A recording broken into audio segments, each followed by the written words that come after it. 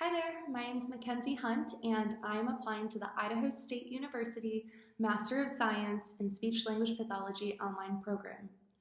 I believe that a highly competent speech language pathologist will combine essential knowledge with personal and professional skills. Of these personal and professional skills, I believe that the most important are empathy, patience, adaptability, willingness to learn, time management, critical thinking, and problem-solving skills. Of equal importance, of course, is the essential knowledge that a highly competent SLP must have, and this includes extensive knowledge in speech sounds, language, fluency, voice, resonance, hearing, feeding, swallowing, and cognition. Now, I've worked as a speech-language pathology assistant for years now, and while I feel very confident in most of these areas, the one that I'd like to develop further is in the domain of feeding and swallowing. Because I am a SLPA, I of course have some limitations on what my role can entail and the patients that I can treat.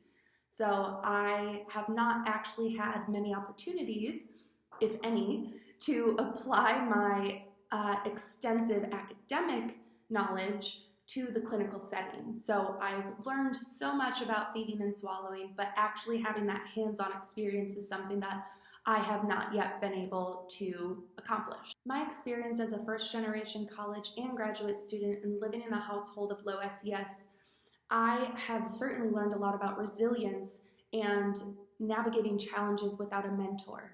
I've also learned a lot about the importance of accessibility to services, and I've made it one of my missions to ensure that everyone can get access to care that they need and deserve regardless of any status they may have. Additionally, my background in applied behavior analysis has taught me a lot about how communication issues often are rooted in a lack of access rather than a lack of ability. I'll never forget the first time I went to shadow an SLP and I watched her work with this child in his AAC device. This child was previously labeled non-speaking, but in the session he was extremely fluent on his AAC device, and it blew my mind open and realized that so much of these behaviors are just unmet communication needs. Additionally, I've lived in Los Angeles for the last 8 years, and I have done home health throughout that whole time, exposing me to many beautiful cultures and different people and different ways of life. And I truly believe that's where I've gained such a skill in cultural competency and sensitivity. My background combined with my experiences professionally and personally, I believe will make me a great fit for this program. I'm very ready to begin my journey into speech language pathology even further, and I thank you so much for the opportunity to apply.